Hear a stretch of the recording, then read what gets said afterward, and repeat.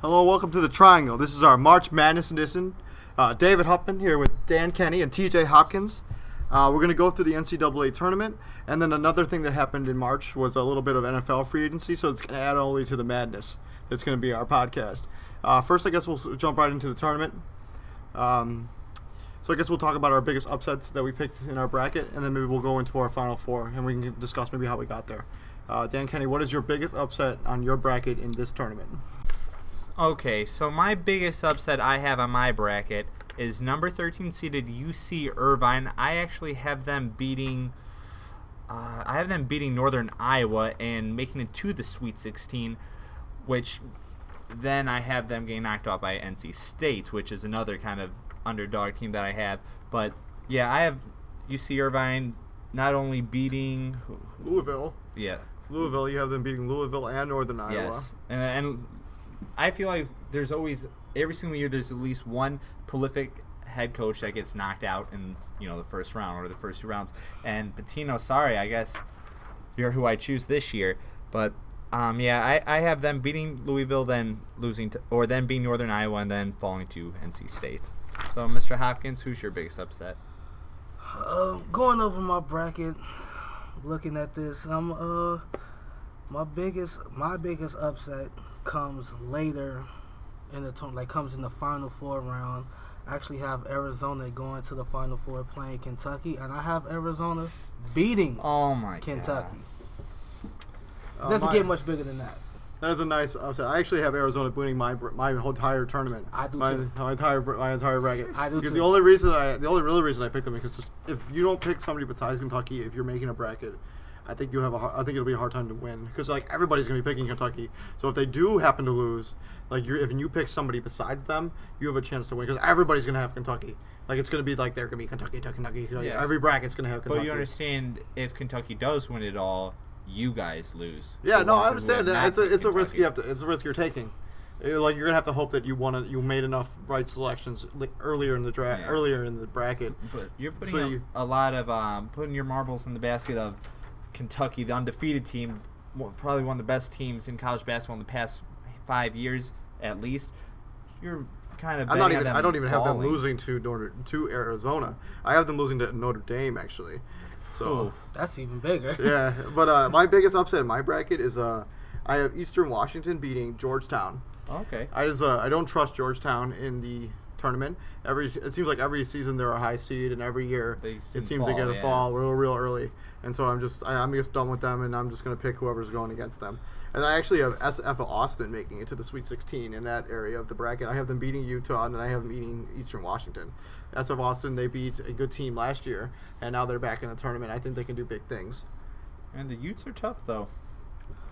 Another upset I'm looking at is, the classic 12-5 matchups. I have Wyoming beating Northern Iowa. No. Yes.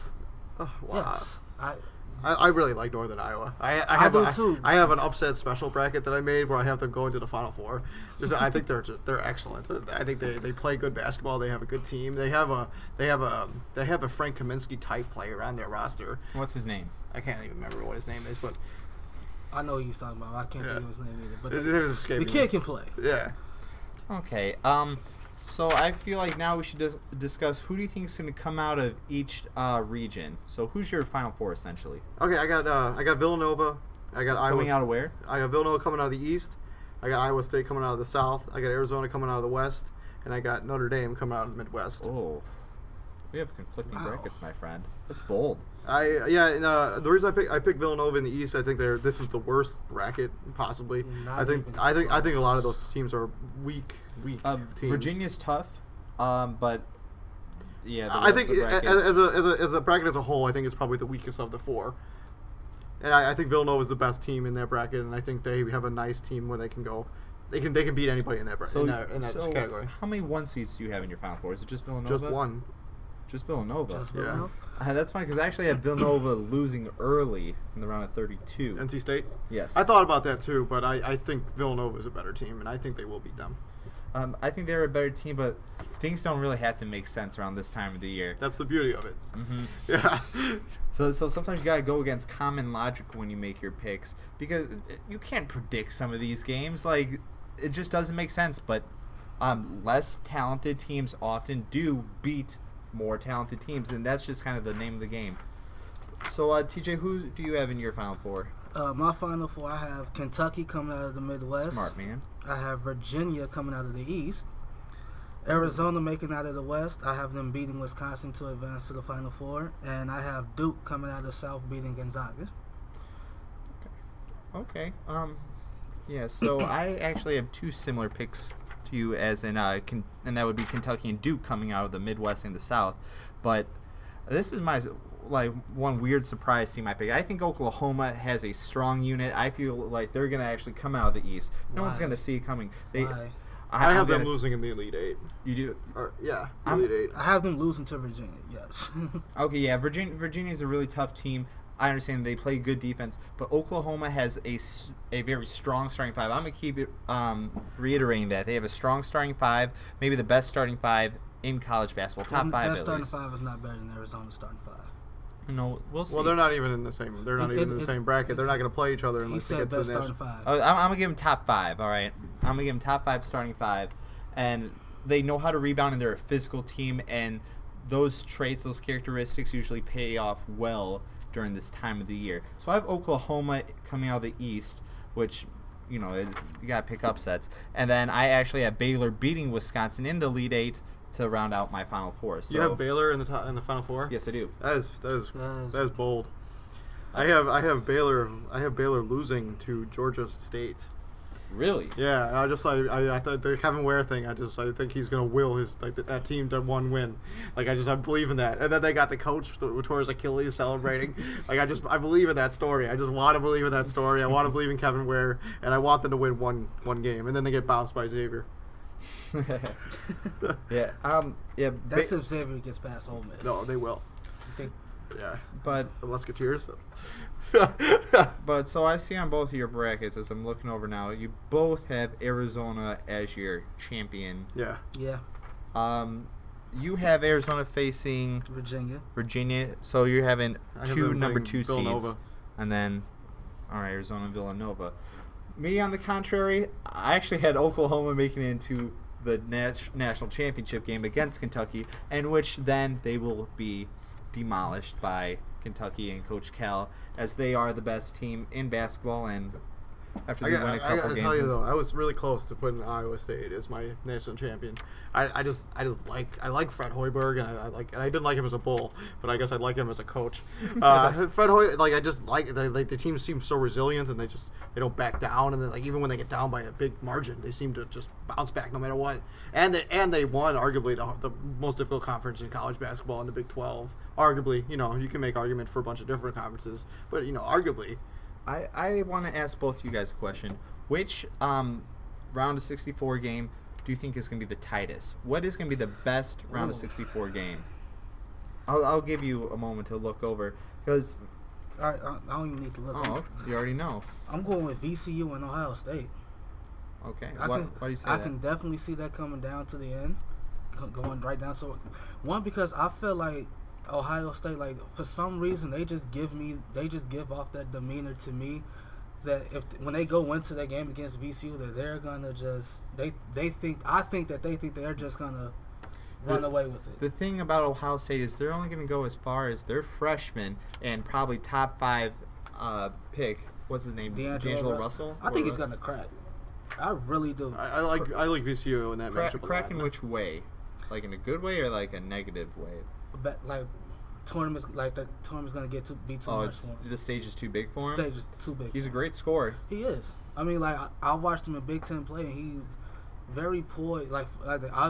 They rave about freshman point guards all the time, and how he's how big. Poised, he's like a combo guard kind of. He's like how 6'5". Poised they are. I remember Tyler. Those guys never do anything in the NBA. I remember with Tyler Ennis last year from Syracuse. They always talked about his poise and how he stayed cool. I see a lot of that with D'Angelo Russell, but when it comes to tournament time, I do have them beating VCU, but they get bounced right in the next round to Arizona. But I feel like that moment is right there is when he. And Arizona has a young stud, Stanley Johnson, who's going to be successful in the NBA. Oh, definitely. I picked VCU in that matchup just because of VCU. I just like a Shaka Smart. I just really like their coach. And I just like just what like they. his name. Yeah, well, it's a fun name to say, Shaka Smart, but like what they've done in the tournament in the past, I just believe in what he's about. So like, I think they can get one win. Do you think? Yeah. One win, just One based win? on based on the head coach alone. For my close man, I think it'll be San Diego State and St. John's. That is going to be a tough game. I think I had trouble picking it in my bracket because I literally think it could go either way. Because I know if St. John's had this player that was suspended, his name is escaping me right now, but I think that they would win very easily. But since they don't have that guy, I think because of the way San Diego State plays, they'll slow it down and they'll keep it like real low possession slow, and they'll keep it a low scoring game. I think it'll be close. San Diego State just seems to struggle scoring the ball. Their defense is top notch. They kind of remind me of the Chicago Bulls of last year. It's like, yeah, defense, they'll lock you down, but just they can't score. The Milwaukee Bucks now without all their you everything can't good score, about their you can't team. win. So yeah, I actually have San Diego State just barely winning that matchup, but it should be a good game. You have a close game? Honestly, it doesn't matter. Kentucky is the best team in college basketball, and everyone's going to see after this tournament. All the other games are irrelevant. Oh, wow. One more close game to keep your eye on in the round of 64 is Butler versus Texas. Butler gets a. They haven't really been the same team since Gordon Hayward. Yeah, since Gordon Hayward left, like they went to 2 straight national championships. It's just unfortunate that they ran into Duke in one of those. And who was the other one? Was it? UConn? No. Was UConn? I can't say for sure. I just remembered. Was Duke. it UConn and Kemba Walker? Well, it might have been because I remember like that game was like very low scoring. Yeah, I think it was UConn. I think it was UConn and Kemba Walker. When Gordon Hayward hit that shot that rimmed out. No, that was Duke. That was Duke. Oh, okay. That was one against Duke. But like it was just unfortunate that they ran into those type of teams. So, but they like stacked teams. Those really stacked teams. Like although I don't know if that UConn team was really stacked. They were just riding a hot streak. Kemba Walker and friends. And Shabazz. And did they have Alex? Shabazz Never was a freshman at the time. He barely even played. He's still on the team. Okay. But like they haven't. Drummond? They might have. They might have had Drummond. They had Alex was it Oriaki? Yeah, before he transferred to Mm-hmm. Mizzou. Mm-hmm. But yeah, like they haven't been the same since those two teams, but they've always been competitive. Even when Brad Stevens left to go coach Boston, they're still competitive. And I actually have them beating Texas in the round of 64. So I picked Texas in that matchup. I think they underachieved a lot this season, and I think that they lost a lot of games close. And they played a really tough conference. Like they played with a lot of good other teams like Kansas and Oklahoma State, and Baylor, and Iowa State. Like that conference is loaded at the top with a bunch of good teams. Let me ask you a question: which team is the most dangerous that is a 10 seed or lower? Would you say? Or who do you have going the furthest? No, Davidson, I guess. I have Davidson going kind of far. I guess Davidson would be my choice. In my bracket, I actually have SF Austin being the furthest team out of the lower than 10, but that's more of like just a coincidence because they play another bad like Eastern Washington is not a great team. Do you believe in Buffalo? I do believe in Buffalo. I have them beating West Virginia. I have them beating West Virginia, but I think Maryland is a really good team, and I think when they get to play Kentucky, I think that's going to be a game. I think if there is a game that the Kentucky could get bounced early, I think it would be Maryland. I think Maryland has the players to beat them, and I think they can do it. You don't think Hampton serves too much of a challenge to Kentucky? Do not. No, I do not. Did they carry off their best player after they won the game? He's not their best player. I am telling y'all right now from personal experience. Are you gonna predict a 16-1 right now? No, but do not doubt Hampton. Do not think that they're just gonna show up. They're gonna get beat by 30. Do not. I agree. Don't do that. Do not. not. I'm doing it, dude. They're gonna get beat by 30, dude. The game's never gonna be close. Don't expect. As soon as you tip the ball, it'll be over. That's Kentucky's problem. I think they're gonna go win. They're gonna underestimate this team. John Calipari will not allow that to happen. I have seen this team play. I've seen this team play. They are very good. How on God's earth will they beat Kentucky? How are they good? Prayer. Prayer. That's how they're gonna the be. power They're of gonna need prayer. a little more than that in order to beat Kentucky. They are very good. I've seen this. Are they team bigger play. than Kentucky? Doesn't matter. No, I'm just asking you a question. Are they? Are they bigger, faster, stronger? I would give them speed. Oh, so they're small. I feel like they're not small, but I feel like their guards are faster than the Harrison twins. But are they as polished? Aaron Harrison is polished. Do they have experience? Do they? Yes. Can they step up in the big game? Yes. Aaron Harrison is a clutch basketball player, as we Plus remember they from the hot. tournament Plus last they hot year. right now. They won 5 straight. Against. They hot. How are they hotter than Kentucky? Kentucky's won 34 in a row. They won their whole. And who did Kentucky play? What are you talking about? They play no one. They play in the SEC. They play no one. Exactly. No one. They They played okay played teams. Kansas, right? Yeah, Early in the season. And they played Wisconsin, right? I don't know if they they're- played Wisconsin, but did they play Duke or no? No. No. But they played Georgia, they played Florida. Yes, they're not like phenomenal teams, truly, but Is Florida's not even. Florida didn't even make the tournament. Yeah. NIT. Oh, there you go. Yeah. Did they even make? Are they in that? Did Yes. they make that? Yes, they're in the NIT. I mean, Georgia's a good team though. I mean, they beat Georgia twice, and they gave them a run for their money. Georgia's a nice team. I have them But beating. did you ever in any of Kentucky's game? Did you ever doubt that they were going to lose that game? I thought it was possible, certainly. When they played Georgia a couple times, like the first time. LSU actually, like, it was a close game. When I think one LSU players missed a big free throw, and then I think Coley Steiner Towns stepped up big right at the end. Hampton's not gonna be close to. The game will be over as soon as it starts. There's no way. That's I'm happening. I'm not saying that. If you had to pick a 16 beating a 1, what would be the one you would pick? Oh, If you had to make that bold of that's a an choice. interesting I can question. see Lafayette beating Villanova. I can see it. I can see it. That's the only Those one. are the only one. They're the Raging Cajuns, right? I University think so. of Lafayette Raging Cajuns. I I think so. love the Raging Cajuns. Who's Duke facing? Is that RMU? It's a playing game. Robert Morris University. And North Who actually Florida. bounced Kentucky when in the NIT a couple years ago. I could see that's the only one. Like, the Raging Cajuns beating beating Nova. I could see it, but otherwise, Oh, you don't even consider Hampton. I mean, I'm not saying they're gonna win. I was never saying they were gonna win. I'm just saying don't expect. It doesn't matter if he's out. Like, Kentucky's a deeper team with him. Even if Hampton had 3 other studs on their team, Kentucky's still a deeper, more talented team. You told me a second ago that you think Hampton could be more physical than Kentucky. Are you kidding me? No. Explain yourself. Because I feel like Hampton is gonna they're gonna go in there and they're gonna try and send a message early. How on God's green what earth? message are they going to send? We ain't going we're not we may go down. We ain't going down without a fight. I think that game will be over early. I have a hard time even comparing. No one's pushing around Coley Stein, Willie Coley Stein, and Carl Anthony Towns. Didn't Hampton please. win that game to get a winning record? Like, didn't they need to win that game in order to have a winning record now? Yeah.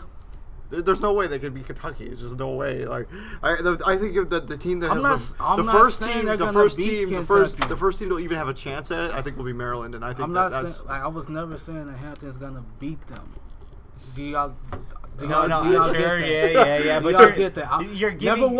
I never once said that Hampton was gonna beat Kentucky. All right, TJ, let me ask you a question, or more a little pop quiz. When was the last time Kentucky lost? Can any of you guys answer that? In the national championship game? Incorrect. This actual team together, with the Carl Dominican Towns. Republic. Yes, that's team? correct. That doesn't even count. I know, obviously, it doesn't count since they're undefeated, but that was the last time they lost. They played against the Dominican national team. And they lost by how many points? 1. Who's even on their Who's team? on the Dominican? Like, really? Who's on their team? I'm not too. Bismack Biyombo? He's Congo. I'm not too familiar with the Dominican Republic squad. So why did you bring up in the relevant? Because that was the last time they lost, and it's a national team. It's the best players in the entire country. It's the Dominican Republic. Don't count. That's disrespectful to a country. Don't count. They have great athletes. Don't disrespect a country like that. It is the Dominican Republic. So what's that mean? It's not like they. What are you insinuating? It's not like they beat Spain or someone like that. Yeah, it's the Dominican Republic. You can't even name one player on the roster. I'm sure if I looked at the roster, I'd be like, oh, I heard of that guy. It's not Spain or Argentina or anyone like well, that. I can look it's at Hampton's Dominican roster Republic. and I know the Dominican Republic's tougher than Hampton. I can promise you that. I doubt that. Oh, I bet I would actually I would go with Dan Kenny on this one because I promise you that. If the Hampton and Dominican Republic get played, I think the Hampton would lose. The Dominican Republic would be a top 10 seed in one of these regions. The Dominican Republic is not in the bracket, so let's bring back the reins. Let's bring back the reins. Keep it. So, how confident do you guys feel about Kentucky? Like, if you like for Kentucky to run the table, the entire thing, like how good do we feel about that? I'm strongly in favor of Kentucky. I believe Kentucky is going to run the table. 100% confident they're going to run the table. 100% is like seeing into the future, which only a warlock or a wizard has the power to do. I do not possess that power. I will say I'm 75% sure Kentucky is going to win it all.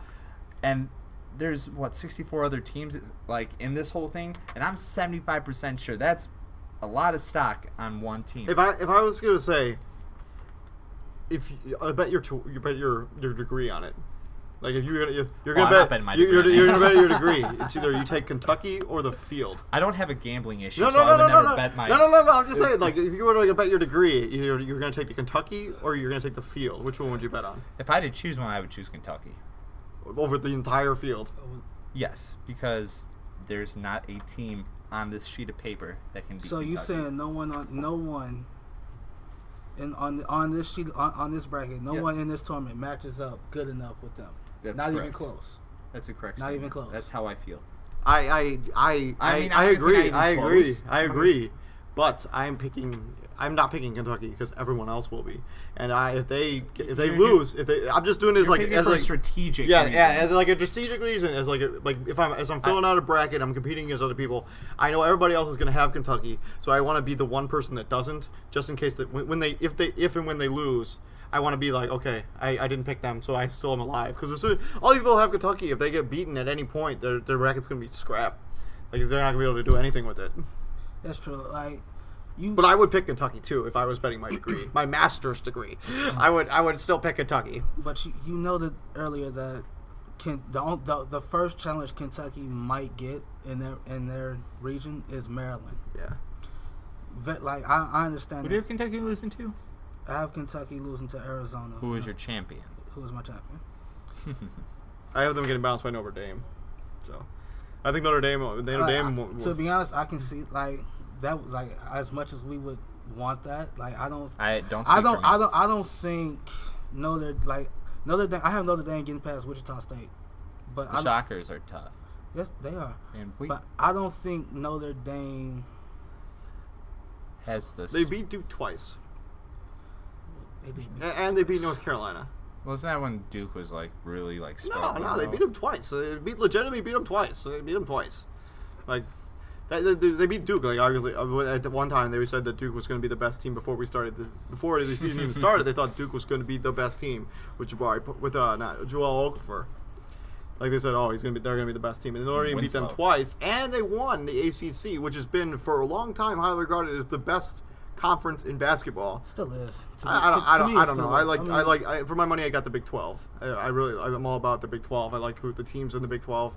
I think it's a tougher conference to win. I don't know. Anyway, but yeah, I can see Maryland giving Kentucky some problems. I can see Notre Dame giving them some type of problem. I think Notre Dame is going to beat them. So but to me, I'm looking at Kentucky's region. To me, this is without a doubt the weakest region on this bracket. I'm looking I was legit. Kansas is in that bracket. I would have to disagree with you. I think the East is the weakest bracket. I don't think any of the teams. I think any teams in the East are not as good as Villanova. I think Villanova is far better than all those other teams. Oklahoma has a bunch of question marks that nobody really knows who they are. They have this is true. They have a lot of teams. They have a lot of teams in that bracket that are have question marks about who they are and what they're about. It doesn't have to make sense though. It doesn't need to make sense. Why Dan has them going as far as he does is a question mark to me in itself. But I'm just gonna pat him on his head. And Hey, we'll see. That's part of the fun. You get to make your own picks. So we're gonna segue now. Like we're gonna go over to the other part of March Madness, and which was the NFL free agency, which was madness. Like we had Dominican Sue going to the Dolphins. We had DeMarco Murray out of nowhere coming to the Eagles. Yeah. Like Chip Kelly, everybody was hating on him for making all these bad decisions. Yeah. You were texting me. You're like, "What's Chip doing?" Yeah, and then he pulled the rabbit out of his hat. We've had Frank Gore switching teams at the last minute, going from saying he was going to sign with Philly to up. No, I'm good riddance. What are you guys going to do with all those running backs? You got Ryan Matthews, you got DeMarco Murray, you got Darren Sproles. And you got the other guy that's still on your roster. Yes, Chris Polk. Yes. All right. Okay, before I address that question, I need to You lost Jeremy Maclin. Who are your receivers? You're going to have... We have Jordan Matthews, Riley Cooper. Brett Selleck. Don't forget about Brett Selleck. We have Zach Ertz. Who's a very flexible tight end. And then we have Josh Huff, who's young. But, his name was Jordan. No, that's Jordan Matthews. Josh Huff. There's not a Jordan Huff in the NFL anywhere. Well, he's not on the There Eagles. was a safety, but I don't know what his first name was. Michael Huff. Huff was the safety for the Raiders. But there's a very important point I need to make. People kept criticizing Chip Kelly and the Philadelphia Eagles for these erratic, what they seemed, offseason moves. The trade for Sam Bradford, giving up Nick Foles. I still don't get it. They gave up Nick Foles on a pick. Yeah, but we also got a 5th round pick this year. Okay, from it. What are you going to do with Sam Bradford? There's a lot of speculation about what I'm going to flip Sam Bradford into the first round. That's not happening. I heard that too, but that's not happening. But doesn't it make sense? DeMarco Murray and Sam Bradford have been best friends since college. They used to be roommates, and they still hold a very great relationship. And if we don't get Sam Bradford, I don't think we get the Eagles rather. I'll give you that. But what the? So you mean to tell me the only way DeMarco Murray was going to come to the Eagles is if they got Sam Bradford? Possibly. Sam Bradford. But I'm not going to say that's the only reason the Eagles got Sam Bradford. Bradford. Yes, you can continue repeating his name. That doesn't change the fact that he has a lot of talent. He's a very pinpoint. How long before he gets injured will it be? I give him one game. First game. He's just like he has a bad reputation right now of just being injured. Oh, I know. The fact that he's standing is a miracle. You have your backup is Mark Sanchez. Well, I guess. Who's growing in our offense? The Eagles' offense. Yeah, he wasn't very good at the end of the season when he came in for Nick Foles. Talk about he had moments where he was decent, but as a whole, you would call it a disappointment. As him as a quarterback for the Eagles. No, I would not go as far as calling it a disappointment. I think he looked a lot better in the Eagles uniform in terms of his play. And then a Jet uniform? I certainly hope so. He can only go up from there. Yeah, no, Sanchez certainly showed some bright parts. He's athletic. He could be accurate at times, and other times he makes boneheaded decisions. But that's why he's our backup. For Sam Bradford, who is notorious for being injured. He is notorious for being injured. He's been injured quite a lot. 95% of his career. That's an overstatement. It is not. Maybe. He did have one season where he played the whole thing. But One. How long has he been in the league his now? rookie year, he was offensive rookie of the year. He has a lot of talent. He's very accurate, and he's a credential. What's his only credential? Offensive rookie of the year. That is his only credential. Oh, that's it. No. Please. What are his other credentials? What else has he done? There was a point. There was a point. Awards? Is that what a credential is? There was a point 2 seasons ago where he led the league in passing, and he was he was on pace to set the break records for touchdowns. Then what happened? You know what happened. He got injured. Exactly. In a St. Louis offense who has always struggled in the past 5 years to protect its quarterback, they've had a crappy offensive line, and who have been their offensive weapons? Chris Gibbons, Brandon Gibson, Tavon Austin for one. Tavon Austin was not there. Yeah. Stephen Bailey was also with Tavon Austin. Who else has Sam Bradford had? Are you talking Brandon Manamaniuna? Austin Pettis. Austin Pettis? Yeah. Boise State? Yeah. The guy is out of the league now. Yeah. Titus Young. Yeah, that guy was fun. So Sam Bradford's he got arrested twice on the same day. That was classic. Throughout Sam Bradford's entire career, he's played with a bunch of clowns. Now he's going to a real system with a serious coach and a serious team with real players that are trying to win. But doesn't your offensive line have questions too? Like doesn't every offensive line have a little bit of questions? Not every offensive line. Not the Cowboys' offensive line. You know how many Pro Bowlers were on the Eagles' offensive line last year? Let me tell you, 3. Jason Peters and Lane Johnson, maybe your center. Incorrect. No, that's the Cowboys. Don't be disrespectful. Jason Kelsey's our starting center. Evan Mathis, our left guard, might be the strongest player in the league. He was injured for a little bit last season, though. Yes, he was. And so was Kelsey for a little bit, but it's a 16-game season. Jason Peters, who's probably one of the most athletic offensive tackles. He's injured a lot, too, now. He wasn't last season. Yeah, he played a hell of a year. The season before, I think he was injured a lot of it. Yeah. And then he spends a lot of time being injured, Jason Peters. But he is really good when he's good. He was completely healthy. He's probably last year. one of the best off-length tackles in the league. And he's 6'7", 330. Jason Peters is a beast. He is. And Lane Johnson is talented. He's developing, I guess. We traded Harriman's way, so we have an open spot at guard. You'll probably draft somebody. Draft or maybe fill. I still would love to see the Eagles go after Mariota. Like, make a legitimate push. But I just can't see it at this point. Because didn't they trade away their second-round pick? No, we still have it. Next year? Next year, I don't know if that's confirmed to St. Louis. Yeah. I can't confirm that for sure. I feel like that's something that happened. I think that that might alone take them out of the Mariota because they're going to need to trade this year's first round and next year's first round and probably second round this year. Yeah, and next year. Yeah, but let's look at the offseason moves as a whole for the Philadelphia Eagles. I would say thumbs down. It might the only thing they really added was DeMarco Murray and an injury-prone quarterback. I just can't. Oh no! Let me tell you who they added. They added Byron Maxwell, who played on the Legion of Boom, who has won a Super Bowl, and he doesn't get the respect he should deserve. He's a nice player. Okay, he's a nice player. He'll fit well in the system. Walter Thurman, an opposite another Seahawk. Yes, who knows how to win, knows how to play, and still is relatively young. He's a nice player, too. He's 27 years old. Then we got Kiko Alonso, who we talked about in our last podcast, who's all the talent in the world. He's coming off of a major injury. Yes, but he had, 130 tackles his rookie year? Yeah, but I don't know. That injury, 4 interceptions. Those injuries, just ACL stuff. We're going to have to wait and see on him. Yeah. Certainly. We had those we had the subtractions of LaShawn McCoy. But I actually like the DeMarco Murray move because he fits a lot better than Chip Kelly's offense. He's cheaper, too. In Chip Kelly's offense, there's nothing worse than a 2nd and 12. And that's kind of what happens with Shady McCoy. He dances in the back. Yeah. DeMarco Murray's more of a one-cut back. He'll make one cut and he'll hit the hole. The other thing is DeMarco Murray is also cheaper. He's less money against the cap. It also gave him a little flexibility to make other moves. So yeah, I guess I understand, but I think the quarterback thing just baffles me. I can't understand why you would trade Nick Foles for that particular quarterback. I understand if you were going to make another move, if you were going to trade Nick Foles, I can't. Why wouldn't you trade him to somebody who wasn't injured all the time, and have him be your quarterback? Well, are you guys going to draft somebody? Pat Shurmur, who knows Sam Bradford very well, is our offensive coordinator. Okay. And it doesn't, but that's not going to stop somebody from being injury prone. Yes, I understand that. But the Eagles are the best at analytics. They look the most and rely on specific analytics, such as player health. Very intricate.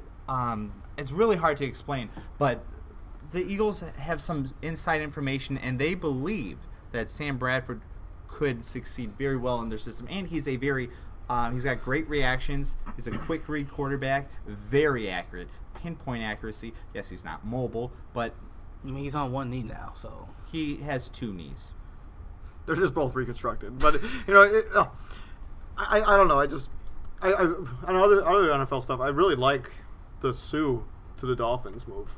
You know who's going to benefit the most from that? Cameron Wake. Exactly. Who's already a machine. Yeah. Cameron Wake. Enough credit. Their defense was already super good, and then you add a Ndamukong Suh to it that added to what is the name of the Oregon guy? The pass rusher they have. They traded up to get last year. Deion Jordan. Yeah, Deion Jordan. They have Deion Jordan. He doesn't play that much though. I think he will. He'll start to play a lot more this season. I'm sure of it. They traded Darnell Ellerbe. And they got Cameron. Yeah, but he was injured all of last year. They overpaid for him. He was just coming off that Super Bowl year. And Cortland Finnegan retired. I don't like Cortland Finnegan. No one does. I liked it when Andre Johnson gave him the business though. Yeah, that was cool. They still have Brent Grimes, who played underrated corner, Pro Bowl level last year. Jump. Yeah, he's got. Yeah, I think he's like a 44-inch. That guy, he made an interception in Detroit. Yeah. This past season. Brent Grimes may be one of the most underrated corners. Like he's like the Charles Tillman of this generation. They lost Randy Starks too, who's he's an okay player. He's an okay defensive tackle. They traded him right to.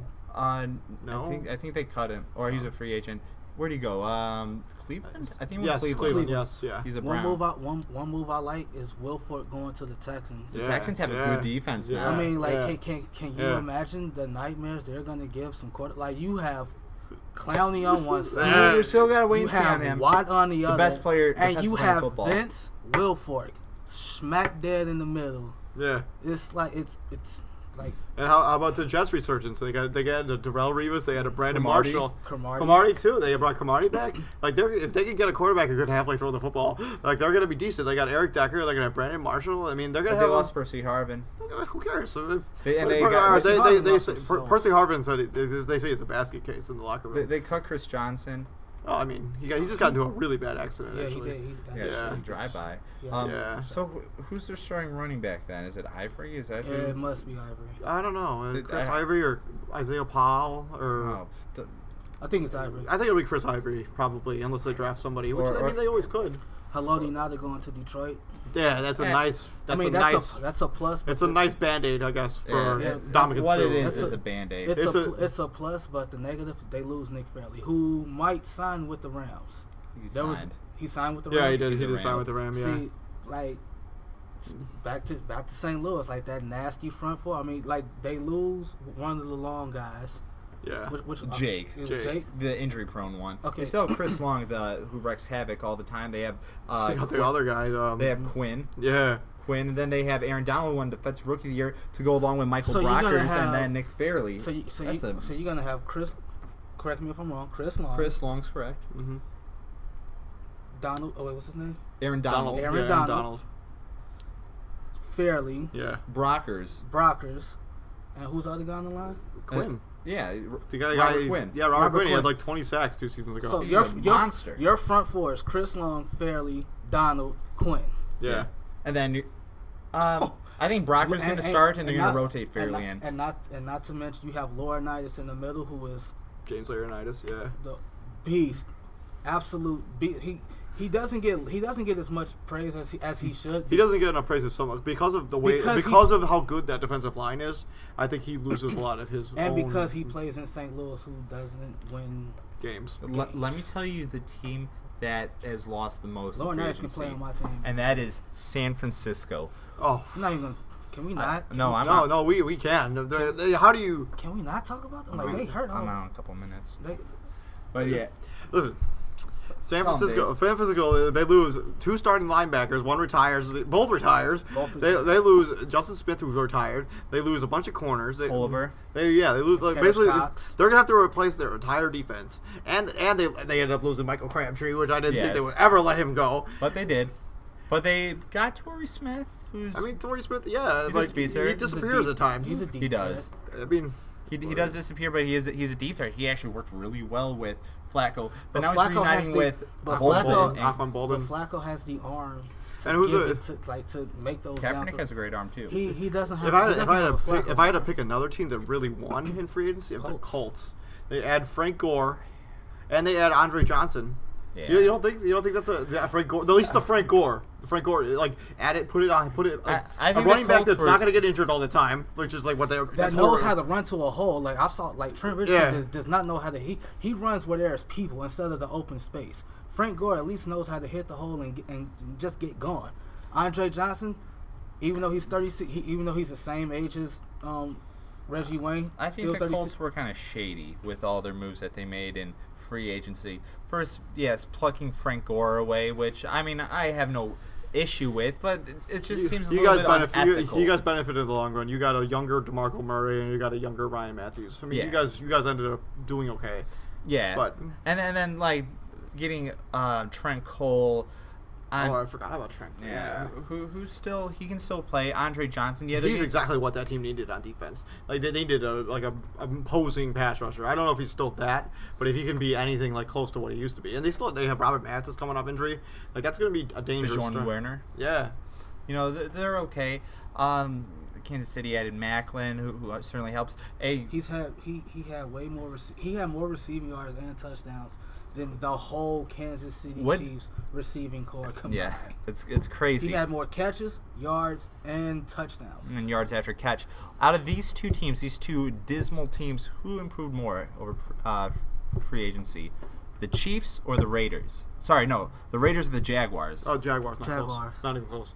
I mean, the Jaguars, they added at least Julius Thomas. The best thing the Raiders could do was get Trent Richardson. I don't think that's an open and shut book case. I mean, like, they're more concerned with who David Carr's going to throw the ball to with that the number 4 overall pick, with Kevin White, who seems like a lock, or Amari Cooper. I'm giving that to Cooper. I'm sorry. Kevin White's the hot name, and usually players rise around this time of the draft, and it seems like Kevin White's the with Cooper. Well, it's been a fun conversation, guys. We're gonna call it a podcast. We'll be back. We'll actually probably come back in a couple days and record another one. Saturday. Yeah, we'll just see if we can do it on Saturday. It's my birthday. I know it's your birthday. We'll start early, and then you can go out drinking. All right. I guess I can agree to those terms. Absolutely. All right. This is the Triangle signing off. Good night, guys. Night.